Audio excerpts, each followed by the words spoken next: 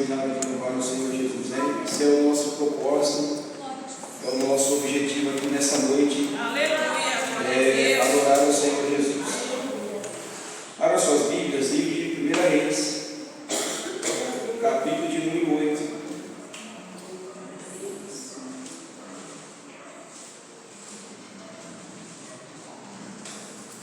A partir do verso 12, ou melhor dizendo, o verso 12 apenas. Eu quero que nós lemos esse texto a semana passada, e tem uma frase nesse texto aqui que me chamou a atenção, e ela parece ser um tanto obscura, né?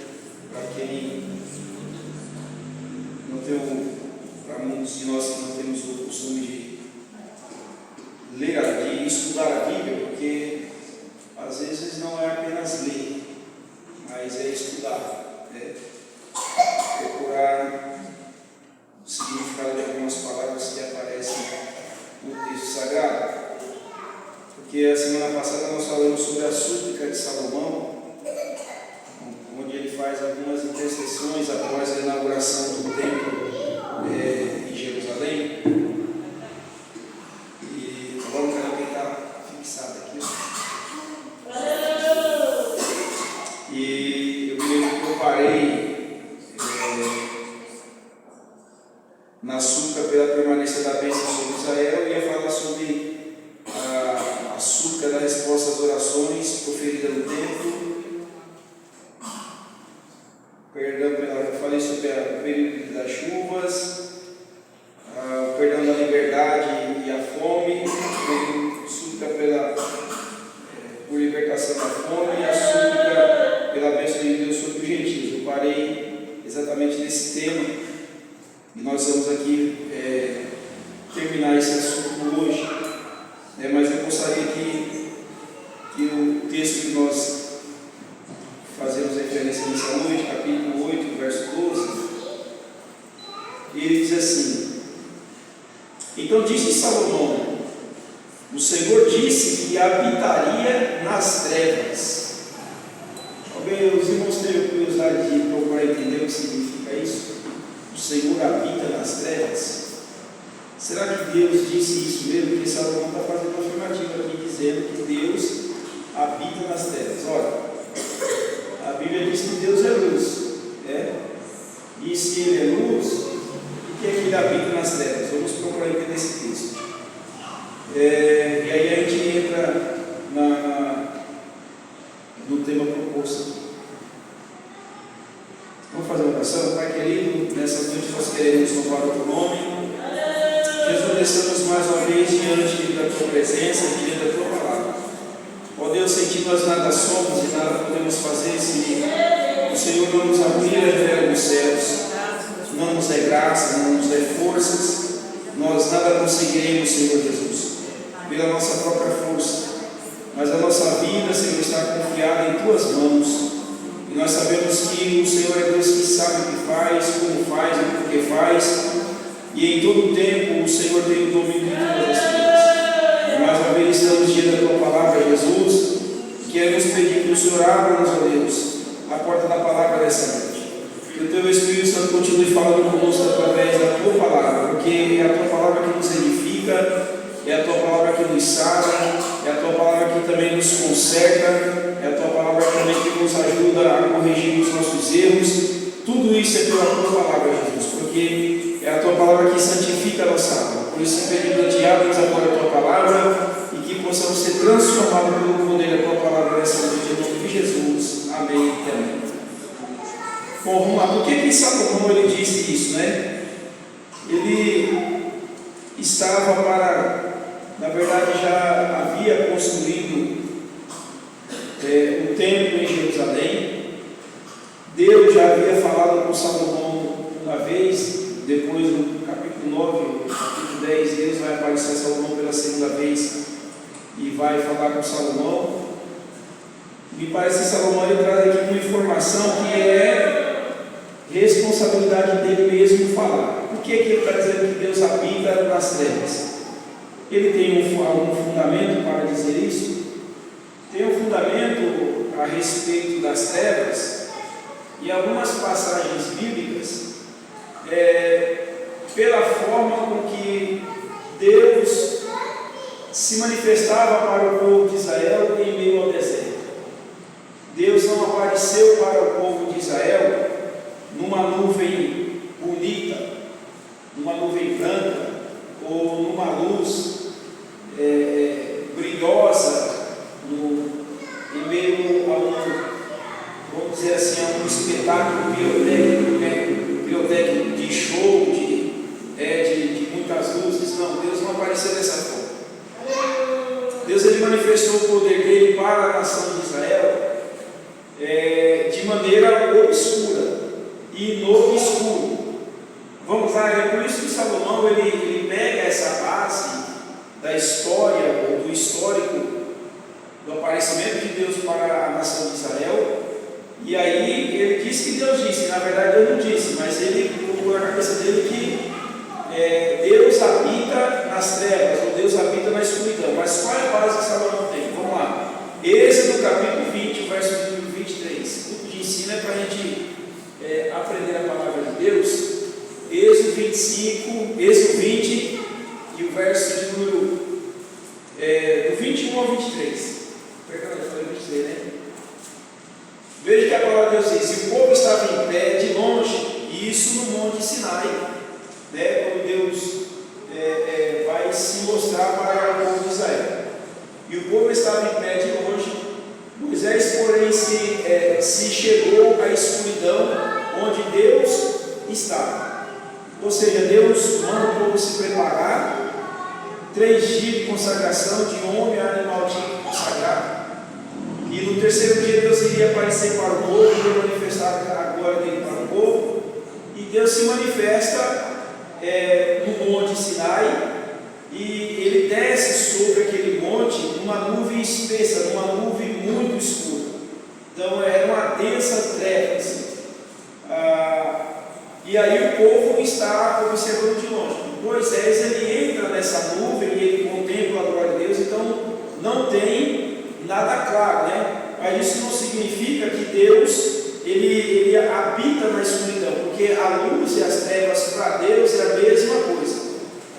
Nós podemos trazer isso para os nossos dias, porque baseado na história do povo de Israel, o povo de Israel deixou o Egito, está caminhando com Deus, e caminhar com Deus, irmãos, é literalmente caminhar no escuro. Dar um passo em cima de um lugar que você vai saber que não tem terra, mas o seu pé vai pisar em terra firme porque você acredita que Deus está ali para te proteger. Aqui no princípio da caminhada já nos dá uma ideia de que o povo estava andando com Deus, não nas trevas no sentido do pecado, mas numa treva no sentido de exercitar a fé num Deus que é todo-poderoso. E nós vivemos isso.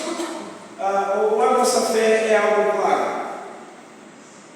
Nossa fé é algo claro? Sim ou não? A fé em nós é algo concreto? Sim ou não? Não é. A fé não é algo concreto. Hebreus 11. O que é a fé? A fé é a esperança das coisas que não se vê. Então eu não vejo. Então o povo de Israel aqui, eles viam uma densa treva, ele via tudo no escuro. Porém, eles tinham que aprender a caminhar por fé no Deus que estava se manifestando ali. Que embora eles não vendo essa glória de Deus de maneira clara, de uma luz radiante, de uma luz brilhante, eles tinham que acreditar que aquele ali que estava se manifestando naquele monte era o Deus Todo-Poderoso e que iria nos guiar durante toda a caminhada no deserto. Então Salomão ele tinha essa ideia exatamente aí. Por quê? Porque ele construiu o templo, ele colocou a arca da aliança no lugar santo dos santos, ou no lugar santíssimo. A glória de Deus se manifestou naquele dia, naquele lugar, e o povo viu novamente a glória de Deus de uma bastante espessa. Tanto é que quando a glória de Deus se manifesta na inauguração do tabernáculo, na inauguração do templo, o povo não fica perto, o povo corre. Porque era da mesma forma que Deus apareceu no Monte Sinai, nos dá a ideia que uma nuvem espessa também entrou no tabernáculo, encheu aquela casa da glória de Deus, que é o Shekinah de Deus, que é a glória de Deus visível.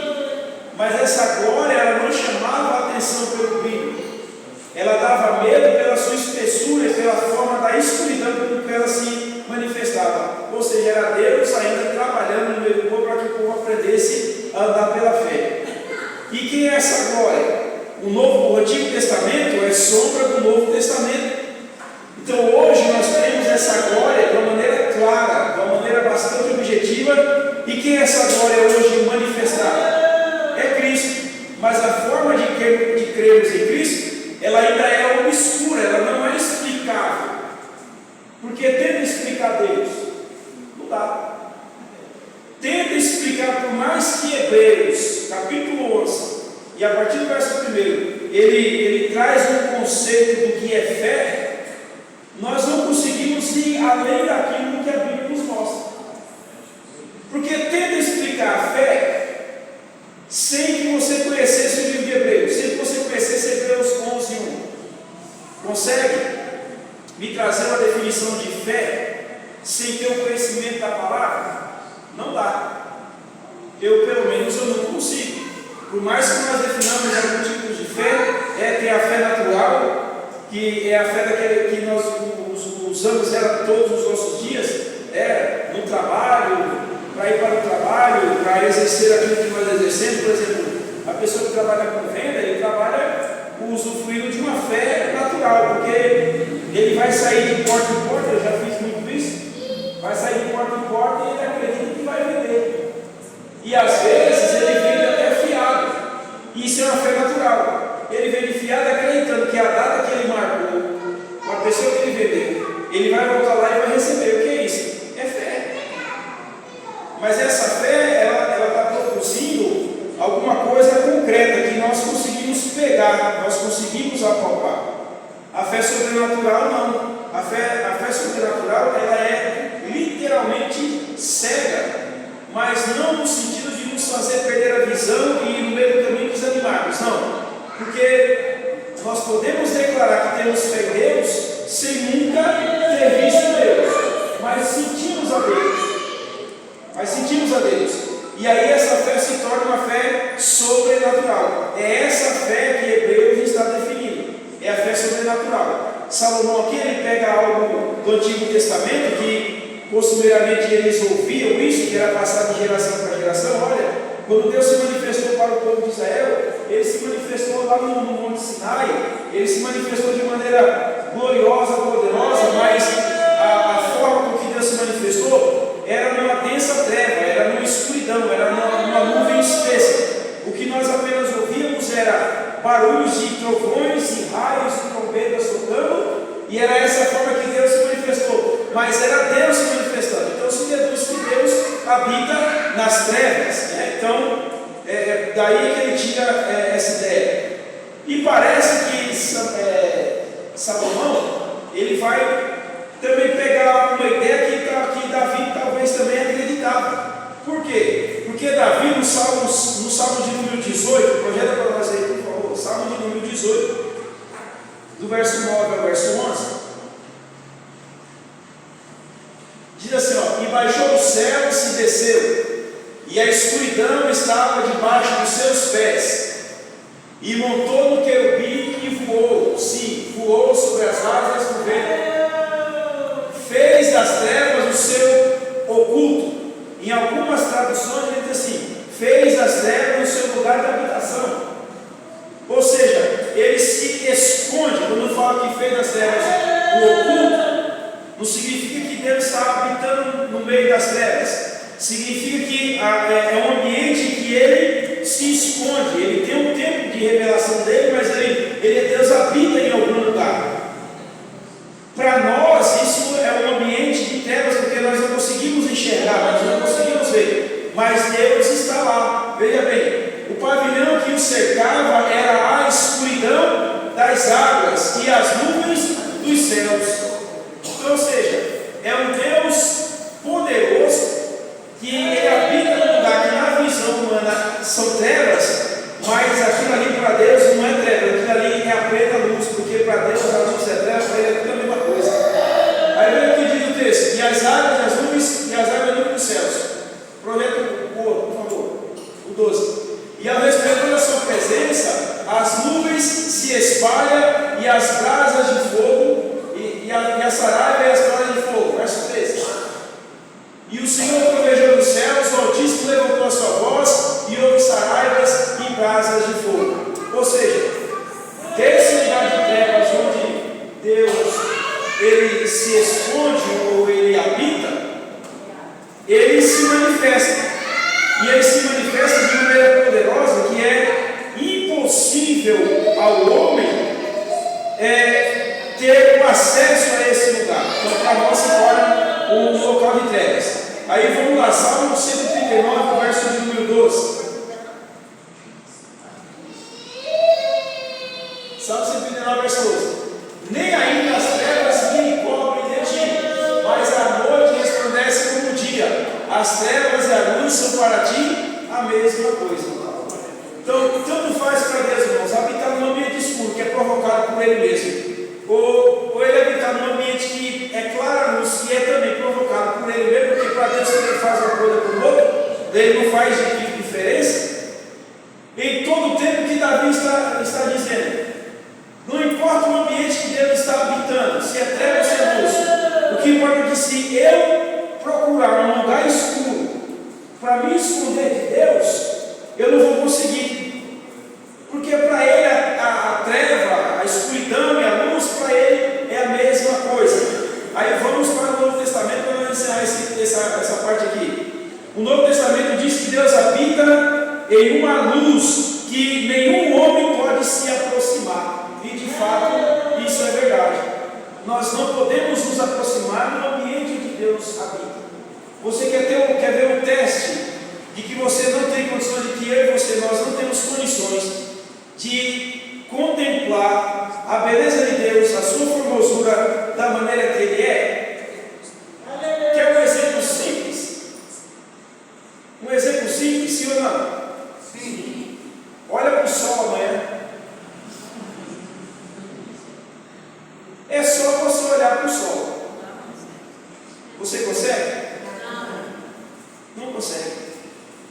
Agora, se você pegar uma lupa ou alguma coisa que tem uma escuridão e você colocar na frente do sol, você consegue ver o sol.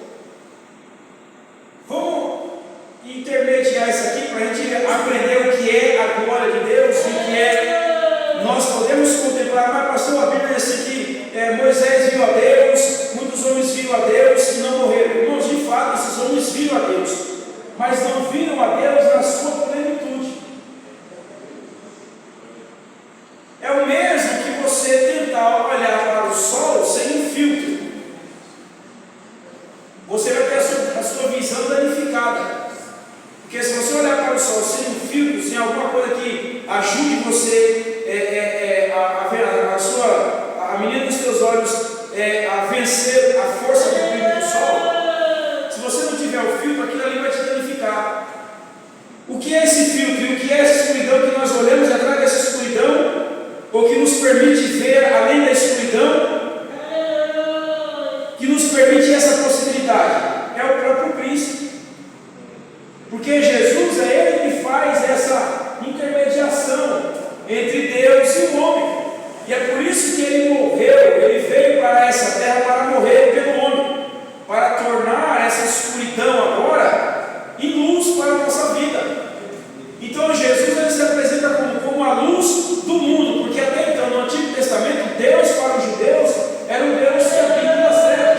Para Davi, Deus era um Deus que habita em meio à escuridão, embora ele tenha consciência de que Deus, a luz e a treva para ele é tudo a mesma coisa, mas ele tinha na sua mentalidade que Deus habita em meio às trevas, em meio à escuridão, é um lugar inacessível. Agora não, depois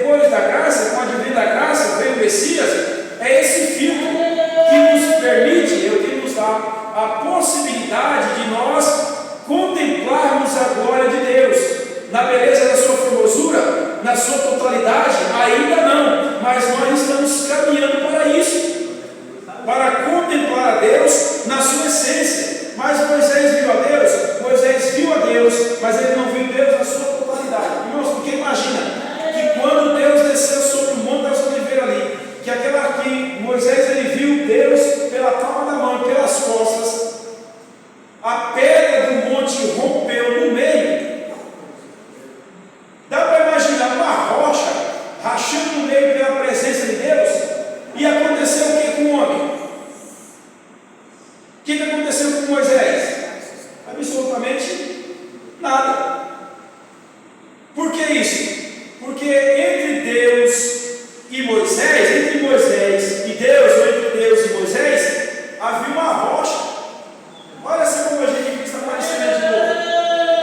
Então, aquela rocha permitiu com que Moisés contemplasse ou sentisse parte da glória de Deus, e ele não morreu. Quem sofreu a consequência? A rocha. Estão entendendo a figura de Cristo, onde aparece nos mínimos detalhes no Antigo Testamento? E nós temos essa revelação pela palavra de Deus. Então, como Salomão está dizendo aqui, porque você pode pegar alguns pregadores por aí e vai te interpretar de maneira errada. Aí Salomão diz assim, então disse Salomão, o Senhor disse que habitaria nas trevas. Ele está dizendo que Deus disse, mas Deus não disse isso. Mas alguns textos nos mostram que eles tinham isso em mente, que Deus habitava nas trevas. Mas aí o Senhor está deixando em alto tom que as trevas e a luz para Deus é a mesma coisa, e que Ele habita uma luz inacessível. Eu não posso ter acesso, eu não podia ter acesso, você não podia ter acesso, nós não poderíamos ter acesso a essa luz inacessível. Mas por causa da rocha que é Cristo, nós temos a oportunidade de contemplar e viver parte dessa glória. E o apóstolo Paulo fala lá em Corinto que tudo que nós vivemos hoje é parte da glória, é parte do poder, é parte do Espírito Santo, é parte da manifestação de Deus na nossa vida, é parte do amor de Deus, tudo é em parte. Mas vai chegar um dia em que nós contemplaremos Deus na sua essência. Nós contemplaremos Ele na sua glória, nós o veremos Ele, nós veremos a Deus face a face, mas só vai ver Deus face a face aquele que andar pelo caminho da obediência, aquele que trilhar a sua vida caminhando aos pés do Senhor Jesus Cristo e confiando que Ele é Deus, Ele é o único Senhor e Salvador, e obedecendo a sua palavra. E aqui eu entro dentro do contexto aqui da história de Salomão, porque Salomão ele está vivendo, irmãos, isso. Ele está vivendo o auge da sua vida, ele está vivendo o auge da prosperidade. Salomão, nos primeiros 20 anos de reinado que ele tem, irmão Gerson, os primeiros 20 anos de muita prosperidade, muita bênção, muita vitória, muita glória. Semana passada nós comentamos sobre as orações que ele está fazendo após a inauguração do templo, da manifestação da glória de Deus. Quando ele vê, ele dobra os joelhos e começa a clamar a Deus pelo povo, por pedir perdão de pecado, da escravidão e muitas coisas comentando na semana passada. E agora Salomão, no último tempo que eu vou trabalhar com a igreja hoje, ele está fazendo, irmãos, uma oração que eu acredito, é um termo que é até difícil a gente usar na igreja, devido a essas ideologias que vêm surgindo aí, mas eu gostaria de usar esse termo, mas no sentido dessa palavra inclusão, porque quando você fala inclusão para uma pessoa aí fora, ele já vai dar a ideia de LGBT, então o pastor é inclusivo, o homossexual ele pode participar da ceia, não pode, não deve, porque é pecado. Mas Salomão aqui, eu chamo no capítulo de número 8 e o verso de número 41 de 1 Reis, eu chamo essa oração porque aqui é um período de oração que Salomão está fazendo. Eu chamo essa oração de a oração da inclusão. Por que a oração da inclusão? Porque veja o que Salomão diz na sua oração. E também houve algo estrangeiro que não for do teu povo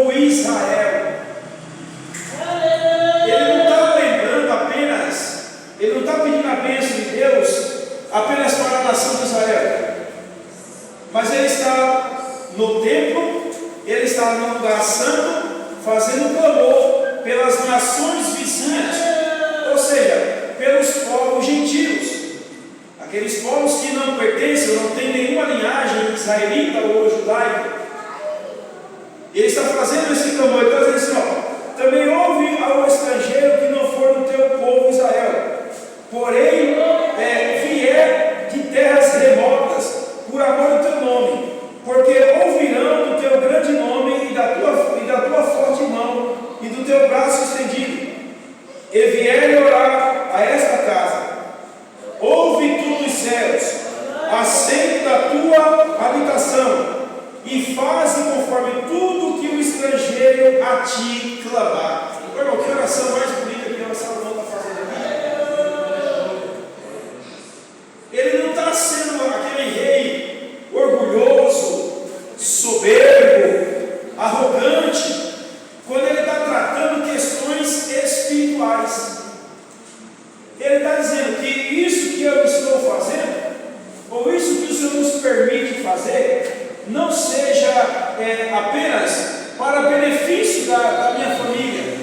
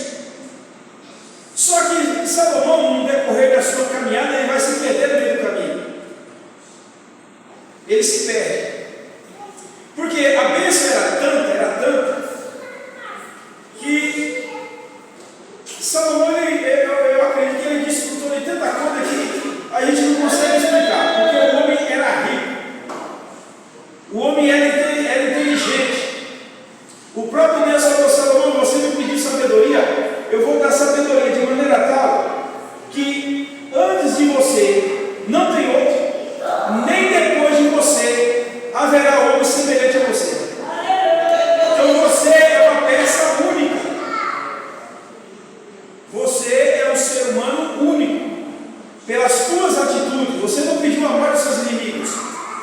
Muito pelo contrário, você abençoou os seus inimigos. Você me pediu sabedoria, eu vou te dar sabedoria e riqueza. E Deus cumpre isso. E Deus deu sabedoria e riqueza.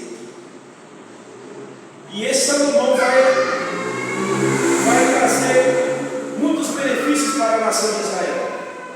É um reino unificado.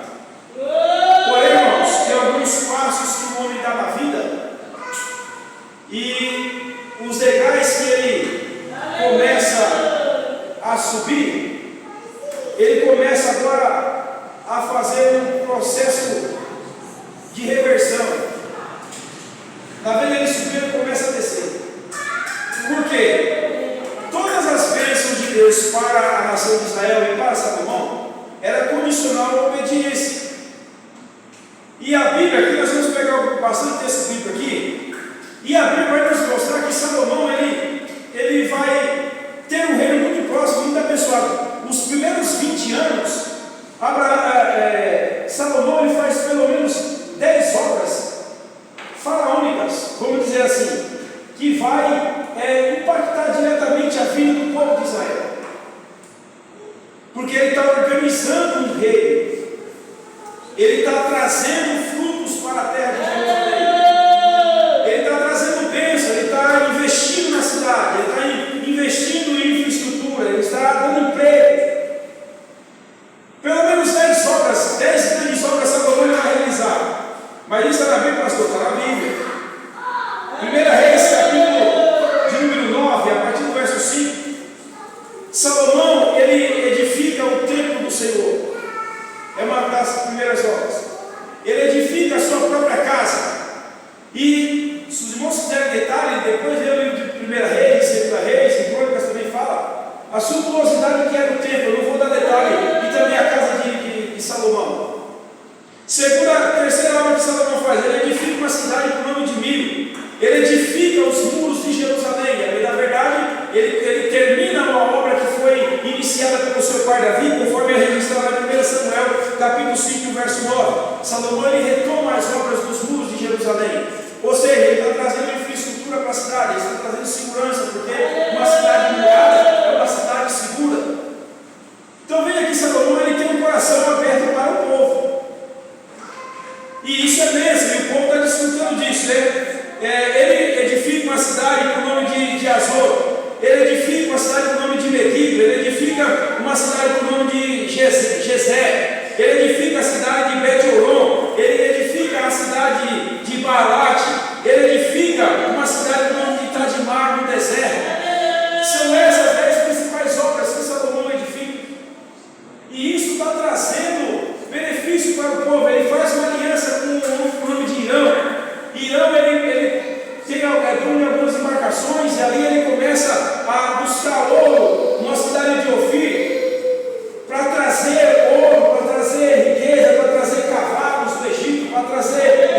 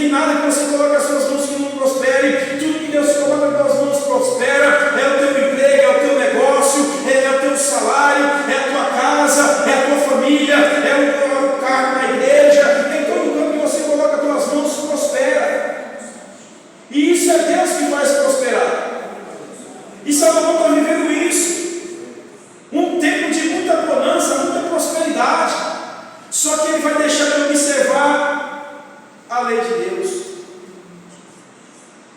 E aí nós vamos aqui para falar sobre esses 5 passos que levou à queda de Salomão. Primeiro deles, a multiplicação de prata e ouro. 1 Reis. Não, vamos lá em Deuteronômio capítulo 17, verso 17. Salomão transgride essa lei. Tampouco para si multiplicará mulheres, para que o seu coração não se desvie, nem prata nem ouro multiplicará muito para si. Isso é a lei promulgada por Deus a Moisés. Parte B do versículo: nem prata nem ouro multiplicará para si. O que Salomão fez? Acumulou riqueza. Mas aí você pergunta: mas pastor, é pecado ser rico? Não, irmão, a gente não fala apologia à pobreza, não. Eu queria ser rico. Eu queria ser rico pelo menos um dia, porque ser pobre todo dia é difícil, né?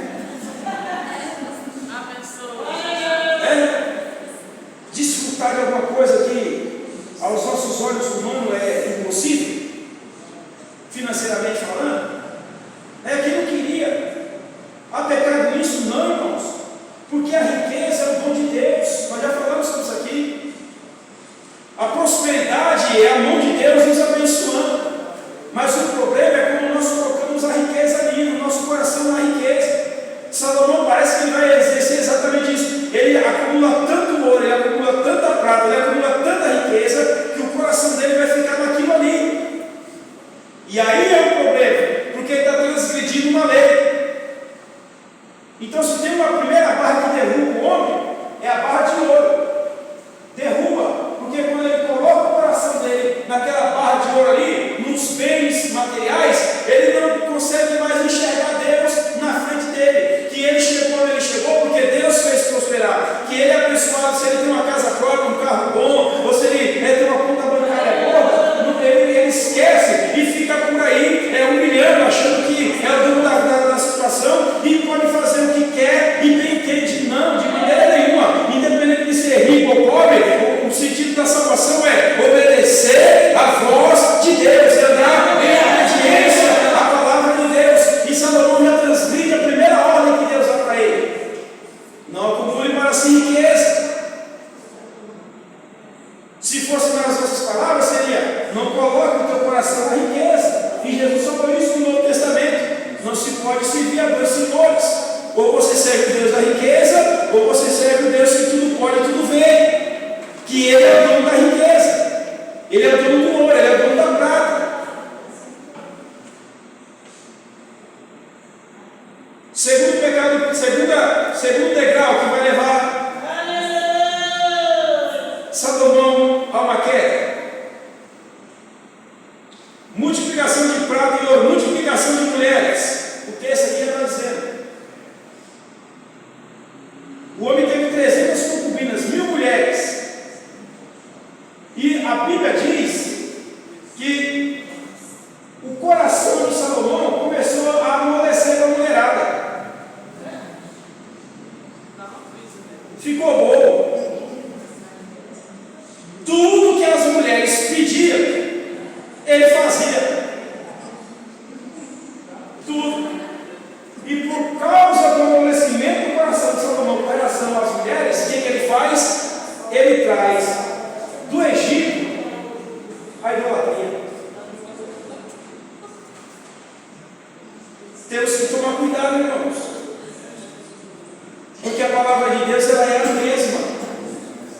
O pecado continua pecado. A Bíblia não negocia com o pecado. Nós não negociamos com o pecado. E tem um detalhe: a Bíblia diz que aquele que confessa e deixa alcança misericórdia, mas o que não confessa o seu pecado, ele nunca prospera. Infelizmente, tem algumas pessoas que estão no nosso meio que eles pensam que Deus vai abençoar ele por ele se colocar no lugar de coitadinho. Ah, eu sou coitadinho, eu sou igual o salmista, ele fala até voz de choro, eu sou igual o salmista Davi, eu sou pobre e necessitado, e Deus cuida de mim. Ó,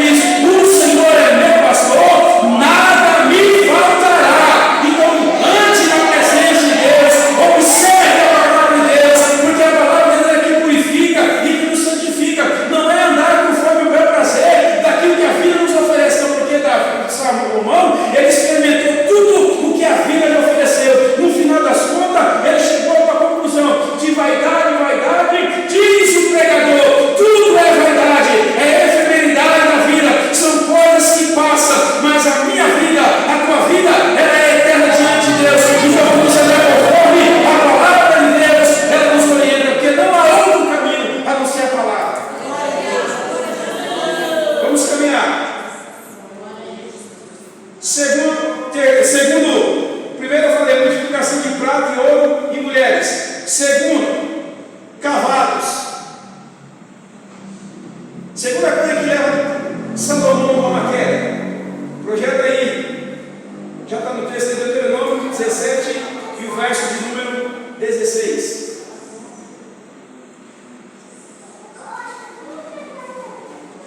Porém, ele não multiplicará para si cavalos.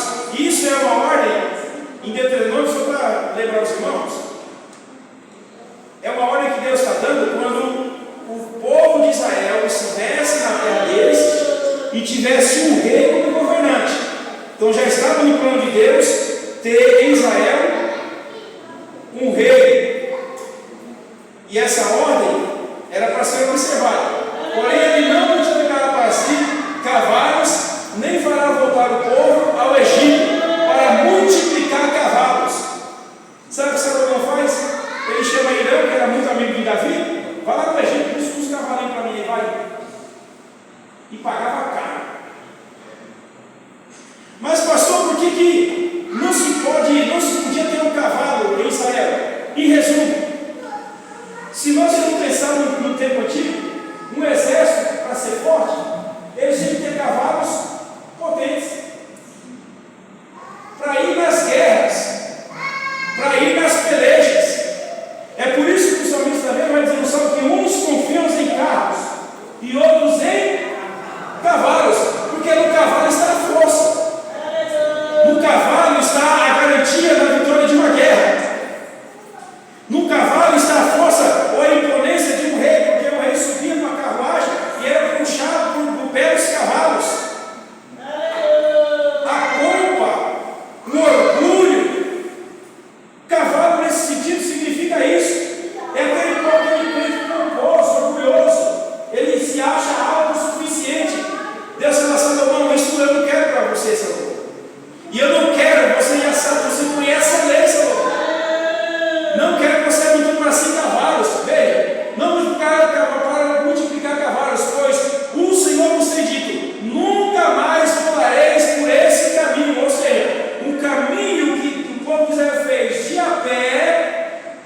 Agora Salomão está fazendo o povo voltar para o Egito, para negociar com o Egito e trazer cavalos do Egito. Irmão, o que você deixou no Egito, deixa no Egito, não te serve mais. É isso que a palavra de Deus nos orienta. O que Deus deixou, o que você deixou lá no Egito, larga lá para o Egito. Não fica indo lá no Egito, volta lá, pega e traz para cá. Volta lá, pega e traz para cá. Sabe o que é isso, irmão? Quando você volta para o Egito, é quando você está em alguma situação, ou você recebe alguma afronta, aí você pensa: ah, se eu não fosse crente, no tempo que eu não era crente, eu queria ver a pessoa fazer isso comigo. Agora não, agora eu sou crente. Não, você está voltando ao Egito. Deixa o Egito para lá e vive novidade de vida. Deixa o pecado do Egito para lá, porque de lá você já saiu, não te serve mais. Deixa o mundo, o Egito é o mundo. Abandona isso. E quantos crentes, irmãos, estão no nosso dia hoje, estão presos ainda no Egito, lembrando dos pepinos do Egito, dos abacaxi, dos alhos do Egito. Essa é coisa boa. O alho que o cheiro impregna na mão. Larga o Egito. Temos que largar o Egito. Outro, mais um legal que Salomão desce. Terceiro, a coluna de esposa, eu já falei, eu antecipei o terceiro, a coluna de esposa. O quarto, fracasso no entendimento ou obediência à lei. Deuteronômio 17, 19. E o terá consigo, e nele lerá todos os dias da tua vida, para que aprenda a temer ao Senhor teu Deus, para guardar todas as palavras desta lei, e estes estatutos para cumpri-los. no texto? Deus está chamando Moisés a escrever a lei e está dizendo: olha, o rei quer se aceitar Israel, dá o conselho para ele do seguinte: ele vai pegar a lei original, ele vai pegar ele vai copiar a lei da mão do sacerdote, ele vai copiar essa lei, e ele vai se assentar no trono, e ele tem por obrigação ler essa lei para o povo. Ou seja, não era para ficar só para ele tinha que fazer uma cópia, literalmente uma cópia da lei de Deus, a lei de Moisés, e andar conforme a lei está orientando. E ele, além de andar, ele tem que orientar o povo a seguir exatamente aquilo que a lei estava ordenando.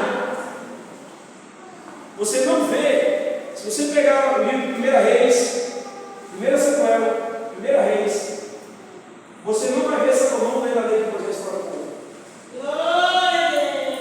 Pelo menos eu não me lembro de ter um registro na Bíblia para dizer que Salomão um dia reuniu o povo, leu a lei e dispersou o povo. Não. Sabe o que é isso, irmãos? Quando eu estava meditando na palavra do Senhor Jesus Cristo, para falar com a igreja nessa noite, nós temos que ensinar a palavra de Deus, de acordo com como ela é. Mas ensinar quem? Nossa família. E ensinar quem? Nossos amigos, nossos vizinhos, as pessoas que estão ao nosso redor. Nós precisamos não apenas aplicar na nossa própria vida, mas sermos ensinadores ou disseminadores dessa palavra. Não podemos estar calados, porque a lei simbolizava para o povo de Israel a mão de Deus trabalhando em favor deles, que trazia orientação. E a gente percebe que esse mundo está desorientado. O que é certo agora já não é mais certo, e agora o certo virou errado, e agora está tudo de ponta cabeça. E detalhe, tem muito crente que não está nem aí o que está acontecendo. Não olha ao redor, não observa, não presta atenção, e que esse mundo está caminhando a passos largos para uma grande destruição, e estamos deitados eternamente, imersos no não. Nós temos que nos despertar e ensinar a palavra, e gritar para quem quiser ouvir, e para quem não quiser ouvir, dizer: Jesus Cristo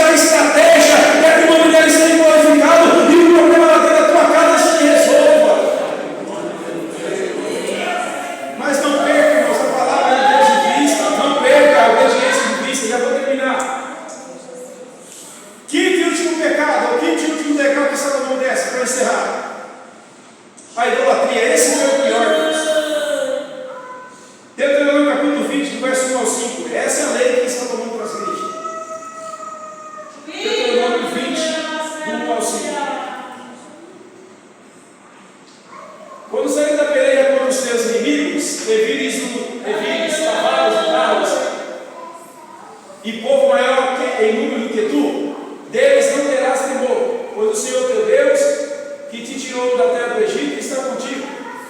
Será que quando vos achegares a peleja, o sacerdote se adiantará e falará ao povo? E diz-lhes: ouvi, ó Israel, hoje vos achegares a peleja contra os vossos inimigos. Não se amoleça o vosso coração, não temais, nem vos atemorizeis diante deles. Pois o Senhor vosso Deus é o que vai convosco a peleja contra os vossos inimigos para salvar-vos. Então os oficiais falaram ao povo, dizendo: qual é o homem que edificou casa nova? E ainda não, acho que eu peguei o texto errado aqui. É Êxodo 20. Êxodo 20 assim. Então falou Deus todas essas palavras, dizendo: eu sou o Senhor teu Deus, que te tirei da terra do Egito, da casa da servidão. Esse mesmo. Não terás outros deuses diante de mim. É lei, é mandamento. Não farás para ti imagem de escultura, nem alguma semelhança do que há em cima dos céus, nem embaixo da terra, nem nas águas debaixo da terra. Não te encurvarás a elas, nem as servirás, porque eu, o Senhor teu Deus, sou Deus zeloso, que visito a iniquidade dos pais dos filhos, até a terceira e quarta geração daqueles que me odeiam, e outras traduções me aborrecem. Quando nós colocamos uma imagem, quando Salomão coloca uma imagem de escultura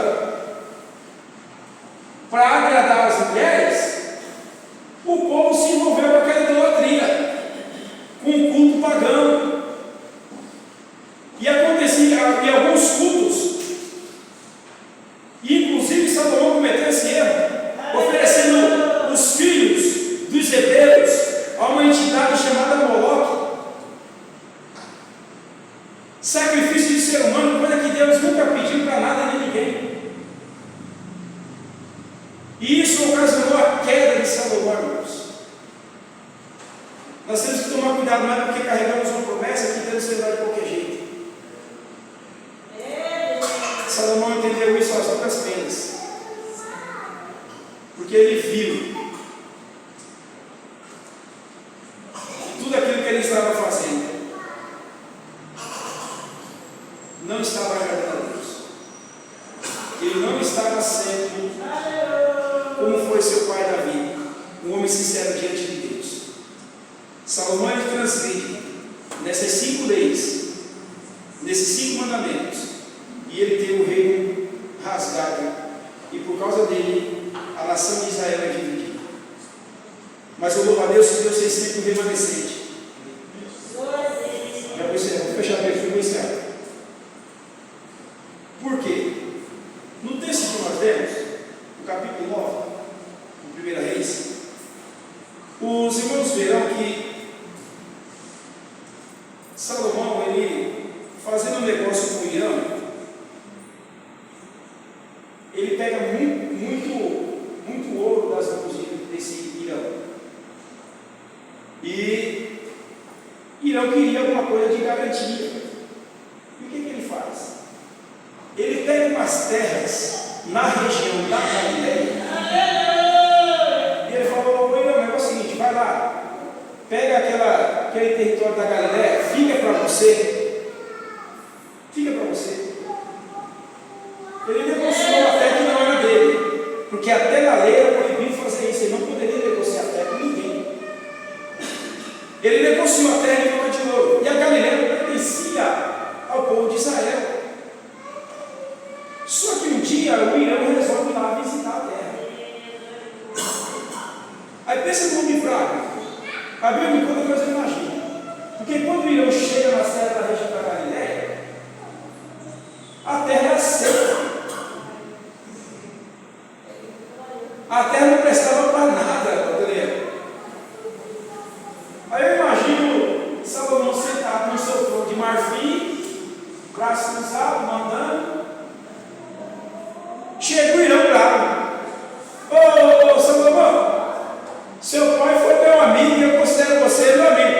Aí você me dá uma terra que eu já aprendi o nome dela de Cabu.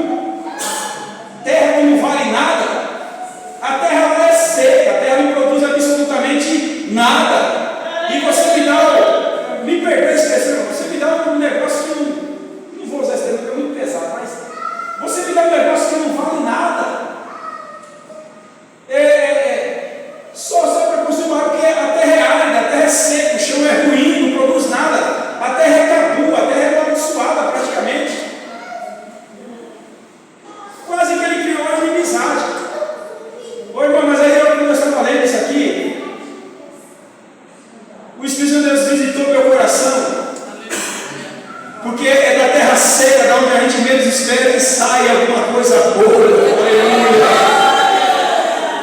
Porque essa terra que foi rejeitada por Irã, por ser uma terra seca, uma terra que não produz nada, uma terra ruim, aparentemente não valia nada, foi exatamente nessa terra seca chamada região da Galileia que um dia saiu o nome, porque apelidaram ele o Santo Galileu, o Jesus de Nazaré. Miqueias profetizou dizendo: "E tu, Belém, Miqueias capítulo 5, verso 2, projeta aí para nós, por favor, Miqueias capítulo 5, verso 2. Aleluia. Eu já encerro, e tu, Belém Efrata, posto que pequena entre as milhares de Judá, de ti sairá o que governará em Israel, cujas saídas são desde os tempos antigos." Ou seja, aquilo que um dia foi desprezível por alguém, aquilo que um dia alguém olhou, não valia nada, até serviu como alguma coisa de troca, porque Salomão desprezou e não desprezou, mas é exatamente essa terra desprezível que Deus está levantando um profeta com o nome de Miqueias, dizendo: da terra seca, da terra árida, da terra que ninguém dá valor de nada, é de lá que vai nascer o libertador, uma palavra de Deus para a tua vida. E levanta a mão agora em nome de Jesus, que deve ser profeta na tua vida. Não importa se a terra que você está pisando é terra seca, é terra ruim, mas se você pisa nela no nome de Jesus, sabe alguma coisa? Vai botar alguma coisa, vai sair bênção, vai sair milagre, porque não pensou, dessa terra não sai nada, mas um dia a região da Galileia saiu um homem que é um governo hoje sobre o alto, sublime trono, e os santos estão dizendo: Santo, Santo, Santo, é o Senhor Deus do deserto. Então dessa terra seca, não vá pela aparência, mas vá pela fé no Deus que você serve. Se coloque em pé em nome do Senhor Jesus. Aleluia. Exaltado seja o nome santo do Senhor. É do desprezível, irmão. Salomão não queria a terra. Salomão negociou. Irão desprezou. Não importa o que está acontecendo, irmãos. O Espírito Santo de Deus é aquele que restaura. Sabe por quê? Porque mais tarde Salomão, ele esperou passar 20 anos. Mas um dia chegou um tempo em que Salomão falou: não, eu preciso olhar para essa terra. O Espírito Santo de Deus traz isso ao meu coração agora. 20 anos ele viveu na prosperidade e ele não olhava para essa terra. Ele até tentou desfazer, mas contra a vontade de Deus e contra a lei de Deus. Porém, quando ele tem essa sede de volta, Salomão ele começa agora a olhar para essa terra com um olhar de carinho. E a Bíblia diz que mais tarde Salomão ele edificou casas nessa terra. Ele deu infraestrutura para essa terra. Ele deu vida para aquilo que era desprezível. Irmãos, Salomão é passando a tipologia de Cristo aqui nessa noite. A terra que você está pisando pode ser desprezível. Não sei quanto tempo você tem aguardando de Deus uma bênção. E parece que Deus fala, e quanto mais Deus fala, parece que é mais distante. Quanto tempo já passou, pastor? Eu não sei quanto tempo já passou, se 10 anos, 15 anos, 20 anos. O que importa é que a palavra de Deus, ela não vai botar para ela vazia. E se você crê nessa noite em nome de Jesus, aquilo que era desprezível, aquilo que não valia nada, Deus vai tornar um lugar habitável. Deus vai trazer infraestrutura, Deus vai trazer vida, Deus vai trazer saúde, Deus vai trazer paz, Deus vai dar o nome, porque a região da Galileia era desprezada, mas como Jesus apareceu e a cidade de Nazaré pertencia a essa região, e Jesus era conhecido como o Jesus de Nazaré. Ele foi conhecido como quem? Como um Galileu.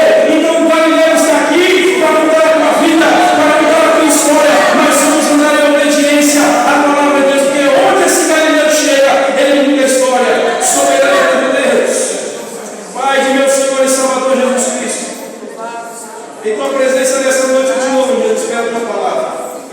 Ó Pai amado e santo, nessa noite que o teu Espírito Santo continue falando aos nossos corações, porque a tua palavra é vida, a tua palavra é saúde, a tua palavra é cura para nossas almas, Senhor. Meu Deus amado e santo, nos ensina, nos ajuda a andar conforme a tua palavra, que o teu Espírito Santo continue nos abençoando, nos renovando a cada dia, derramando sobre nós o poder do teu Espírito Santo, Pai. Nós louvamos o teu nome e pedimos: Senhor, restaura aquilo que está perdido,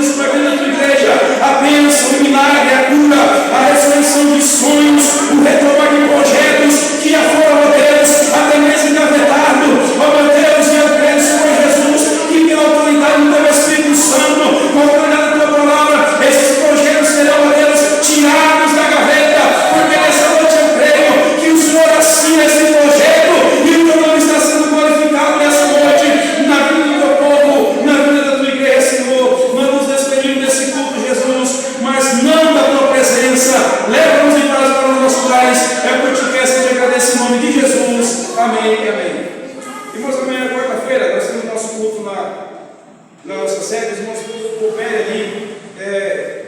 Cooperação do nosso sede do nosso setor, Deus, é a mesma igreja, nós somos um povo